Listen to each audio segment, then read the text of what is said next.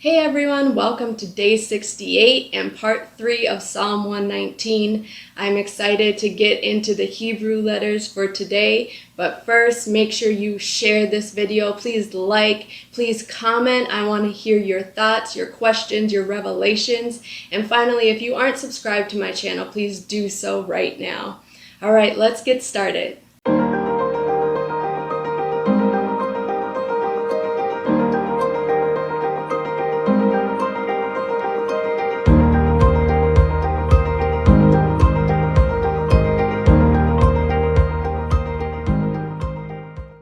Alright, so today we are reading verses 97 through 144, and I will be reading from the ESV again. Mem. Oh, how I love your law. It is my meditation all the day. Your commandment makes me wiser than my enemies, for it is ever with me. I have more understanding than all my teachers, for your testimonies are my meditation. I understand more than the aged, for I keep your precepts.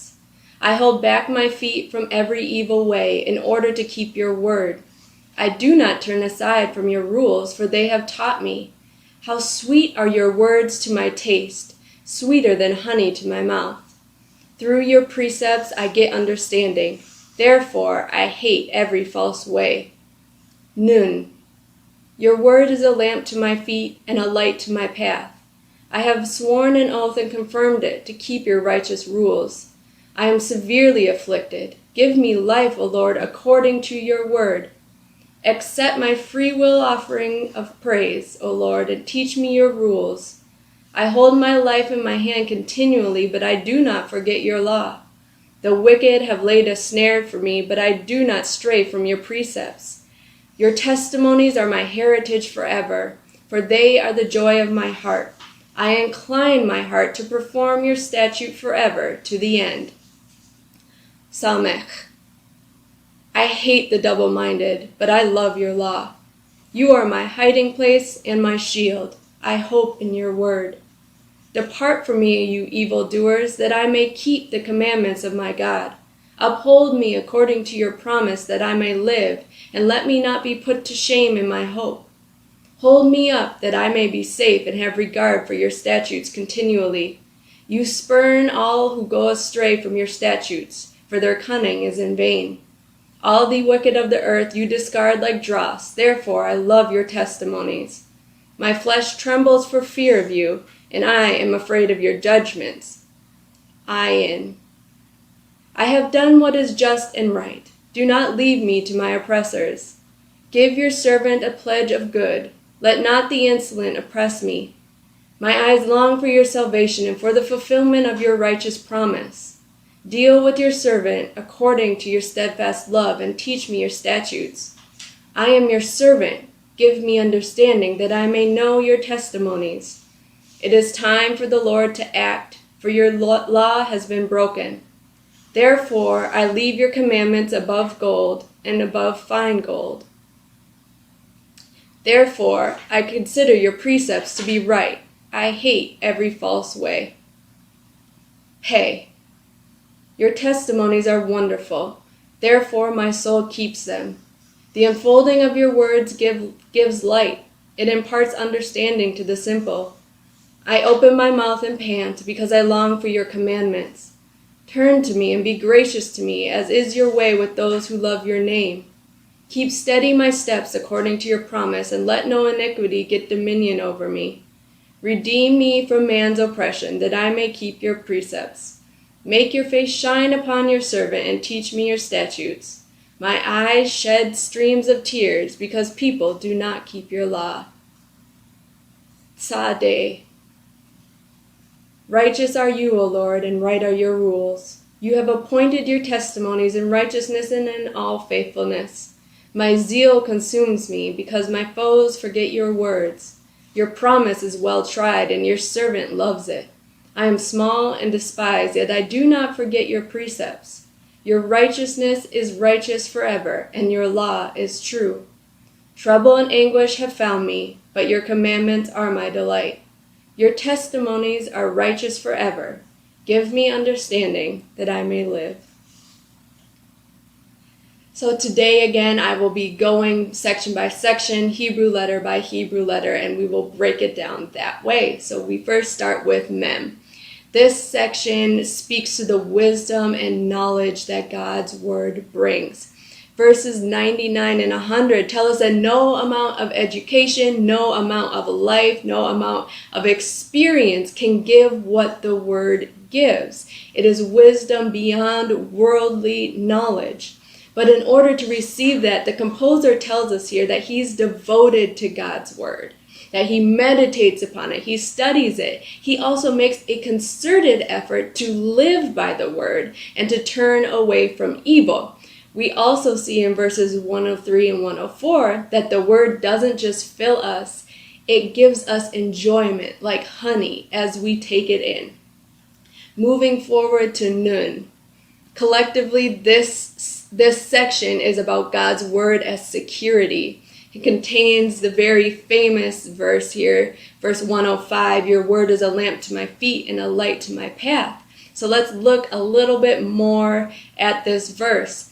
It actually is an allusion to God's pillar of fire that led the Israelites through the desert during the Exodus.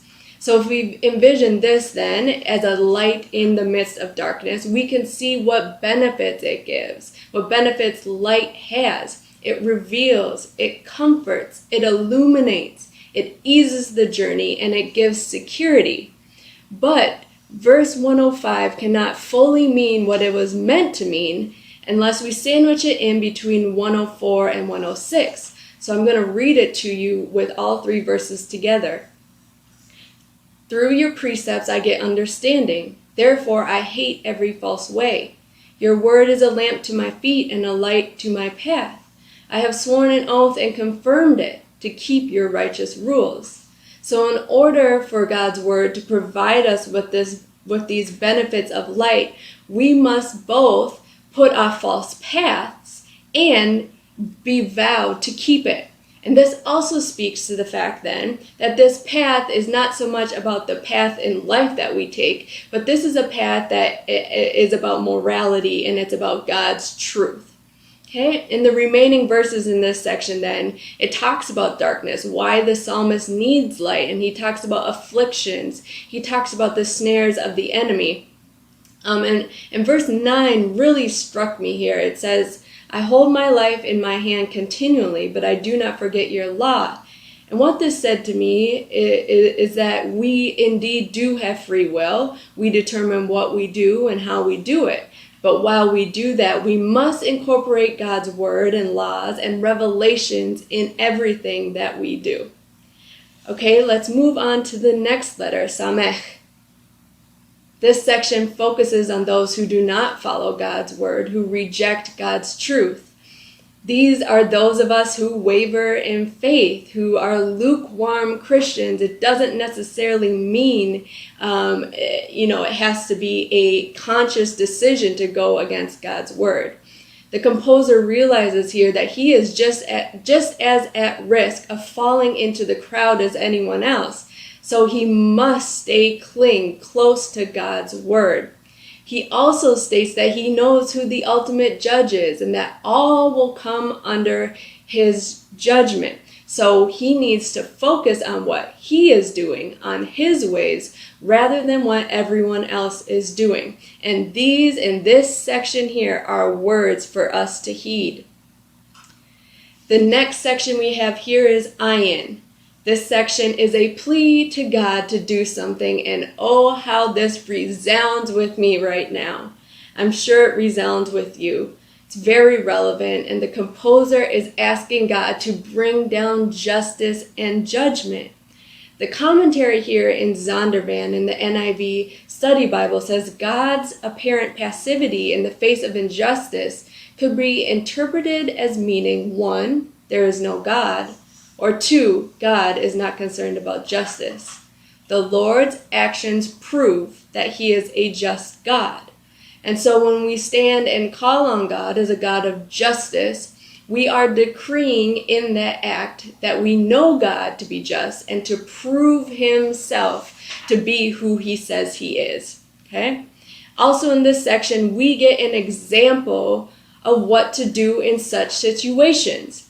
First, it says we seek understanding for God in verse 125.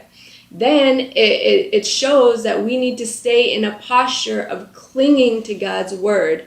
And finally, we must draw a proverbial line for ourselves. What is the truth according to God's word, and how will we stand on it? Okay, let's move to the next letter, which is Pe. In this section, the psalmist expresses his love for God's precepts and testimonies. He shares his deep desire to learn and to understand and to follow God's word. And the psalmist is also calling on God because he knows he cannot do any of this learning, understanding, and obeying without God. In verse 132, it says, "Turn to me and be gracious to me." In verse 133, it says, "Keep steady my steps and let no iniquity get dominion over me." In verse 134, it says, "Redeem me from man's oppression." And then finally, it says, "Make your face shine upon your servant," in verse 135. And all of these petitions are just so the psalmist can have a closer relationship and understanding with God's word. And this right here is how God desires us to desire his word. Are we going through these motions? Are we trying to seek all that we can get from God and his word? Finally, the last letter that we will look at today, it's Tzadeh. And this theme is God's righteousness. And what God's righteousness does is it automatically proves that his word is also righteous. This section speaks to the word's consistency and speaks to its proven truth that through high and low, age after age, God's word remains the same and it remains true. Time and circumstance have no bearing on God's word. And so I just want to end today with verse 142 because it's so profound and it is so short and to the point that it just sits with me. And it says, "Your righteousness is righteous forever, and your law is true." All right, we have one more day of looking at this psalm, which we will do tomorrow. Again, I'm going to encourage you to go back through here. I have posted the charts that explain the different translations of God's word in the description below. So you will be able to refer to that as well as you go back and look through both the English translation and the Hebrew translation to try to squeeze as much information as you can out of these verses. All right, I will see you tomorrow. Bye.